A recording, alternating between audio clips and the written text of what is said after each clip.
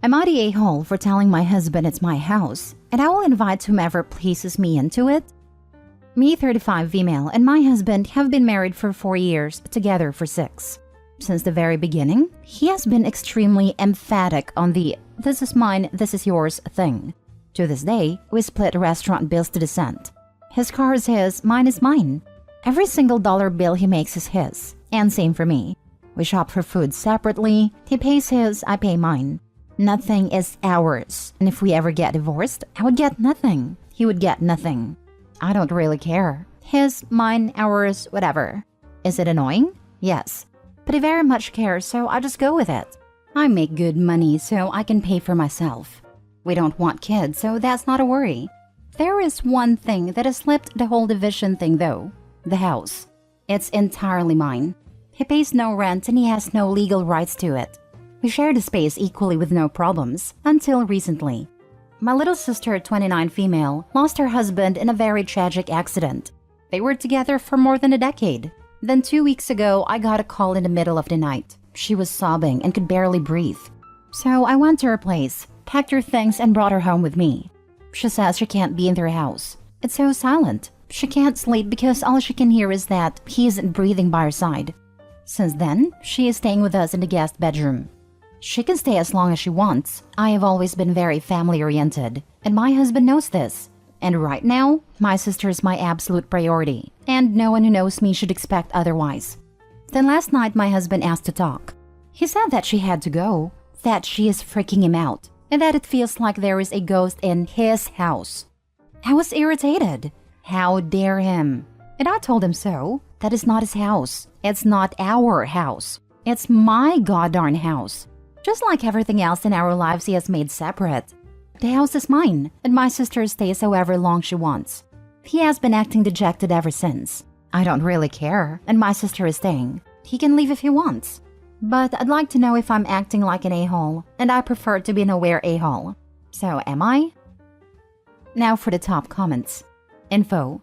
So your salary goes towards paying a mortgage, home insurance, property taxes, upkeep, etc., and the salary just gets socked away in his bank account without having to pay any share? He can blow his money on whatever he wants, or invest in his name only, without having to pay for housing? This doesn't seem fair or reasonable, and puts you in a disadvantage if you do get divorced, of course. Unless you were really rich before marriage, and owned a home free and clear and make way more money than he does. Might be time to renegotiate the financial terms of this marriage. I bought the house outright with the money my dad left me. Any house-related expenses are mine. Currently, I make just enough that after all the costs house-related, leave me with around the same amount of money as a salary. Everyone sucks here. And you both are really going to be shocked someday when a divorce attorney explains to you what marital property is. Okay, so I knew someone was going to say something along these lines. We aren't American. In my country, when you get married, you can choose between a few options or make your own. One of the options is literally a total division of assets. No shared property. So no marital property then. Not the a-hole. I will say, I think his boundaries with you are weird. Is he a romantic? I just can't imagine snuggling with my husband if he is all 50% of this blanket is not yours, or some crap. I'm sorry for your sister's loss. You're a good sis. You touched 10% of my blankie, so I'm docking you 10% affection. Clown stuff. Next story. Am I the a-hole for yelling at my sister-in-law to never come back to our house again? So I'm 27 female, live with my husband at his parents' place. He has 3 sisters who live in different cities. We've never looked into moving out, and never wanted to either, as one of his sisters pays for 2 house helps. That makes things very easy for me because my husband and I work 9 to 5. Also, getting a house nowadays isn't easy. Last year his father died. Before dying, he equally divided the property among his 4 children, as this was their childhood home, but it is an understood fact among his sisters that this house is ours, whatever the papers might say. His youngest sister has a 5-year-old autistic kid. After her father's death, she practically moved into our home because my mother-in-law got severe depression. The house got pretty lonely for her, especially since my husband and I were out all the time.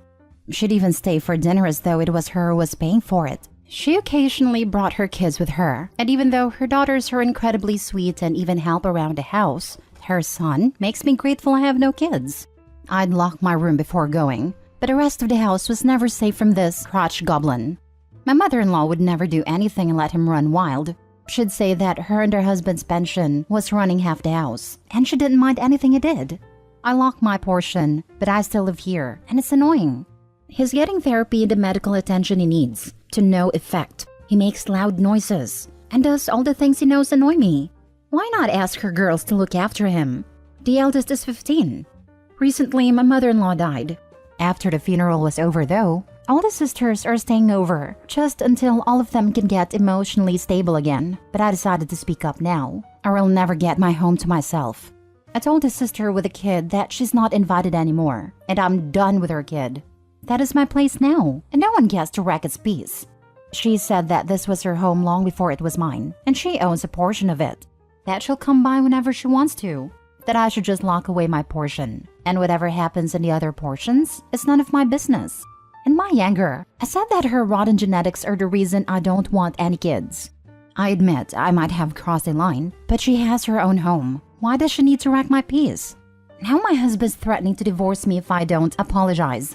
The other sisters have withdrawn their allowances and house helps, which I think is what bothers my husband a lot, because he thinks we won't be able to afford anything now.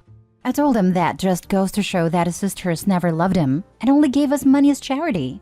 I think I should apologize because I don't want to ruin the family, but I also think if I stand my ground, it would keep the sister away.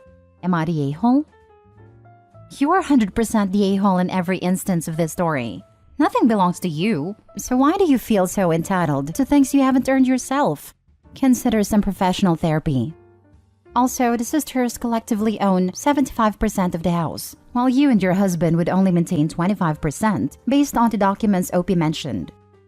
Exactly. I really hope the sisters band together and force a sale of the house and either buy her husband out or sell it so OP gets her entitled rotten butt tossed out. Did I read that correctly? You and your husband live in his childhood home. The home was willed to your husband and his 3 sisters. You and your husband do not pay for the house. The sisters do. Yet you feel like the house belongs to you and the sisters are not allowed in it? If I'm understanding that correctly, then you are without a doubt the a-hole. If you pay nothing towards the house, then you can't tell the people who do and own the home legally what they can and cannot do. If you want to control who enters your home, you will need to move out and pay for your own home. You're the a-hole. OP is leaving out so many key details. If both her and her husband work full-time jobs and they have this house left to them, what on earth do they need financial assistance for? Their only bills should be utilities, which apparently is being covered by the sisters, and mortgage, which is also being covered by the sisters. That leaves them with just their own personal items like phone, car, insurance, groceries, etc. Why would a dual full-time income need that much financial assistance for their basic bills? The sister in question pays for nothing. The other sisters do, even though my mother-in-law has left almost all her money for that kid's treatment. She only legally owns her portion of the place, but everyone calls it my husband's house as we permanently live in it. You keep saying permanently, yet something tells me you'll be out before long. You don't own anything, and I strongly recommend you figure that part out and act accordingly. You're the a-hole. If you want your own space so much, go buy or rent your own home. You have absolutely no right to kick someone out of a space they own and you do not own. If I were your husband, I'd divorce your entitled butt without even waiting to see if you apologize. If the man has a single ounce of intelligence, this is exactly what he'll do. Next story. Am I the a-hole for making my niece leave when I learned she was pregnant? I'll start off by saying that I, female 35, am not very close to my sister 45 female and my brother-in-law 48 male. We are just very different people who chose very different lives, and because of the age difference, we weren't close growing up. We live about 4 hours apart and maybe see each other in person once every 2 to 3 years and talk a handful of times a year. So, I was very surprised when my niece 16 female called me out of the blue to tell me that she was in the town I live closest to and wanted to know if she could stay a while. I figured she was having some teenager moments with her family and drove into town to grab her. When we got home, I called and then texted my sister and told her that niece was with me. I just got a K response, which furthered my suspicion that they had a fight. She had been here for about 3 weeks and things were going okay. I'm not used to having kids around, but she was a teenager and didn't need supervision. She seemed to be pretty quiet and withdrawn, but I don't know this girl, so it's not like I have any idea what she's like normally. Well, a few days ago, we were having dinner and she told me that she was pregnant. Her parents had kicked her out. She wanted to keep the baby, and her parents disagreed with her, to put it mildly. I told her that under no circumstances would I live in the same house as a newborn, and even if I wanted to, we lived too far out of town and she didn't drive, so logistically it would have been a nightmare. We argued, but I told her she was going back to my sister's. I called my sister and we argued quite heatedly, but I told her I was putting her back on the bus the next day, and she better pick her up, or I was going to call CPS. My niece has been back with my sister for a couple of days now, and the entire family is angry with me of all people. My niece is especially mad, and has texted me a few times to tell me how much she hates it at her family's house, and that I'm cruel. Now for the comments. Everyone sucks here. Honestly, the poor girl. She desperately seeks out help and everybody just craps on her. She shouldn't have gotten pregnant. Her parents shouldn't have kicked her out. And you could have probably helped her seek out emergency housing. Have no idea where the family of the baby's father is in all this, and it seems like no one else does either. I have no idea about the baby's father or any of the circumstances. I barely know my niece, as I stay pretty far away from my family. I'm guessing you have plenty of reasons for avoiding that side of your family. The more I find out, the more I'm wondering what kind of upbringing that poor niece of yours had. You maybe should make that CPS phone call after all. That might be a good idea. I don't think my sister would be abusive, but I think she is probably pretty strict with her kids. Everyone sucks here. You could have helped her walk through her options at the very least. She's a teenage girl, and pregnancy blows. She's likely feeling terrified and confused. I don't think everybody should be mad at you per se, but I do think you could have given a teenage girl the benefit of the doubt. I did try to walk through her options, but that was what led to an argument. She said the only option she wanted was to stay here and have the baby, but I told her that wasn't an option. After reading some of your replies, not the a-hole. If her game plan was live with you and have the baby, that's not your responsibility. But you let her live with you for 3 weeks without questioning what the heck was going on? Probably should have called CPS, but I can see depending on where you live, they may do nothing. Her life, her body, her choice. But she's gotta sleep in the bed she makes and not pass the responsibility off on her parents or you. That said, this is entirely between her parents and her. Anyone scolding you, just tell them she is not your daughter. This may sound weird, but we really didn't interact much. I don't know her well, and I work and have a small farm I need to care for. I'm not much of a talker and she kept to herself too. Next story. Am I the a-hole for telling my girlfriend that I'm not going to drop everything to take her to the hospital anytime she feels any discomfort? I'll try to remain as least biased as I can. I, 27 male, and my girlfriend, 21 female, are expecting our first baby at the beginning of May. This pregnancy has been nothing short of chaotic. My girlfriend has never experienced pregnancy and she's terrified to give birth. So any feeling of discomfort, she freaks out. I understand that pregnancy is hard and scary and my girlfriend doesn't have her family around to help her. So she's probably experiencing a lot of anxiety. I'm not trying to downplay that, I'm just frustrated. Because I feel like she's taking advantage of the fact that she can get me to do things for her just because she's pregnant. We got into a fight a few days ago. She insisted that she didn't feel good and she thought something was wrong with the baby. She wanted to go to the hospital to make sure everything was okay.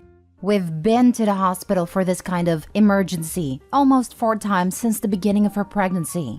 I had to go to work because we are severely understaffed. So I told her that if she still didn't feel good tonight, we could go make sure everything was okay. She got upset with me, and she told me that I never take her pain serious. I told her that I can't drop everything anytime she feels any discomfort. Pregnancy is uncomfortable. We argued some more, then I left for work. When I got home, I asked if she was feeling better, but she wouldn't tell me. She has stopped talking to me about her pregnancy now, and I feel like she's being manipulative. She's withholding information about my child because I didn't drop everything to take her to the hospital again. I tried explaining to her my side of things and I apologized, but she's still mad at me. My girlfriend is treating me like I'm the a-hole, but I feel like she isn't seeing how frustrated and tired I am from dropping everything for her. Am I the a-hole? Need more info. The times she went to the hospital, was anything ever wrong? Because if not, I would say not the a-hole.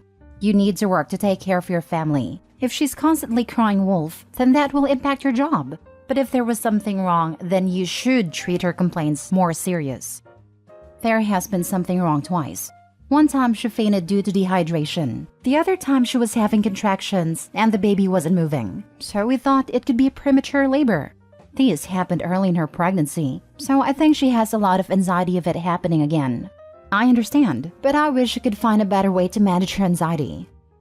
This isn't a way of managing her anxiety. She is correctly identifying that things are not normal. Amazing for a first pregnancy. I am floored that you are characterizing her as overreacting, when in fact, 2 out of 3 times that you've been to the hospital, it was for very critical issues. You're the a-hole. Your wife is pregnant, and you're minimizing her symptoms as discomfort. I told her that I can't drop everything anytime she feels any discomfort. Buddy, you should have thought about this before you got her pregnant. You're locked in this roller coaster now, and you're just getting started. If she doesn't have family around, then you're it. You should let your work know she's pregnant, and you're going to have a lot of sudden absences coming up.